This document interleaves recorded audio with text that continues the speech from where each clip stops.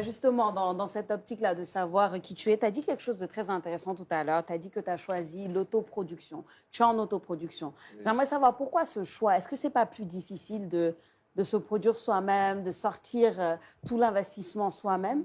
À la base, dans la vie, il faut savoir faire des choix. Hein. Soit on va être un produit, là où une personne va nous produire, soit nous, on va être dans le système. Parce que moi, déjà, je suis dans le milieu de la musique.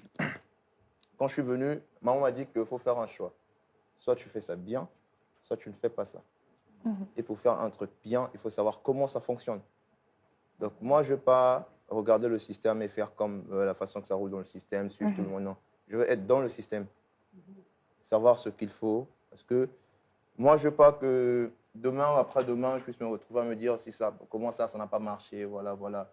Si ça ne marche pas, c'est ma faute. Si ça marche, c'est moi. Tu prends toutes les responsabilités. C'est comme ça. Et on va parler de ton concept, l'homme est beau. Alors, pour ceux qui ne savent pas, j'aimerais bien que tu expliques et justement pourquoi l'avoir créé, l'homme est beau. L'homme est beau. C'est moi, 1m80, le mari commande chez les parents, une tête de 13 cm. C'est l'aristocratie de la beauté avec des yeux politiques, un nez de parti nationaliste, une bouche démocratique. C'est l'état complet de la beauté. D'accord. Le style et réglage de la beauté de 4 clignotants de tous les temps. Ça veut dire simplement l'homme est beau, c'est une façon de s'assumer au fait. Quand je dis que l'homme il est beau, je ne parle pas d'une beauté physique. Hein. Je parle juste de la reconnaissance de l'existence de Dieu en nous. Et quand je dis que l'homme il est beau, je m'assume tel que je suis. Je ne veux pas plaire aux gens. Moi, je ne cherche pas à plaire les gens pour dire que tu dois me kiffer, voilà, je suis comme ça, non. Si tu veux, tu me kiffes. Tu ne veux pas, tu me kiffes pas. J'adhère. Donc le concept l'homme est beau, c'est-à-dire que je m'assume. C'est juste peut-être l'expression l'homme est beau que les gens n'ont pas compris. Ça veut dire simplement que je m'assume tel que je suis. Noir, fier de l'être, mignon, au choco frappant. Voilà. Est-ce que c'est parce que tu as vu des gens... Est-ce que c'est parce que tu as vu des gens complexés par leur physique ou est-ce que c'est parce que toi-même, perso, tu as reçu des... Non, mais c'est le pays qui est complexé à la base. Hein. Le pays est complexé. Je ne critique pas. Je parle de notre culture de la musique. Je ne généralise pas le pays, je prends la politique, non. Je parle de la culture musicale. Quand je suis écouté un Congolais rapper en 2016, j'ai l'impression que le gars vit en France. Et quand tu as un Ivoirien pas leurs origines. Ouais. Et quand tu as un Ivoirien rap, tu dis que oui, ça c'est un Ivoirien. Ça c'est un Béninois. C'est clair, la fière de Bior. Voyez-vous.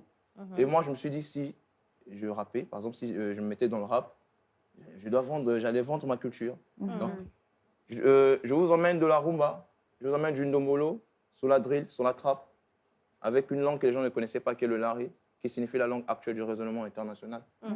Et donc, c'est uniquement le Congo que je vends. C'est ce complexe. Elle a failli passer rapidement. Les raisonnements internationaux, certainement. On salue les laris. Les laris, ouais. Le but, c'est quoi? Moi, en tant que Congolais, j'ai besoin qu'on puisse parler de nous. Parce qu'à la base, quand on parle des Congolais, on voit la République démocratique du Congo. Ouais, parce qu'il y a les Fali là-bas. Voyez-vous. C'est chez moi.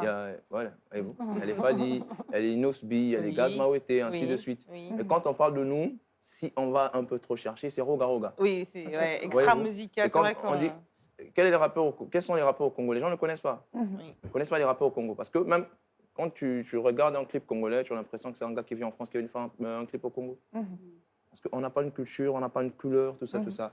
Et on a décidé de travailler dessus avec mon équipe, faire sortir une culture, faire sortir la couleur. Parce que déjà, Sapo Gang à la base, c'est un mélange de la sapologie et un côté streetwear, un peu plus tendance, tout ça, un peu plus fashion. Parce que la sap, à la base, il faut respecter la règle de trois couleurs, des critères, tout ça, tout ça. Et nous, on s'est dit que la sap ne devait pas s'arrêter sur la règle de 3. On emmène ça dans un concept mode, là où on s'assume tel qu'on est, on s'habille tel qu'on veut. Voilà, l'Umputumpe est vraiment des gars.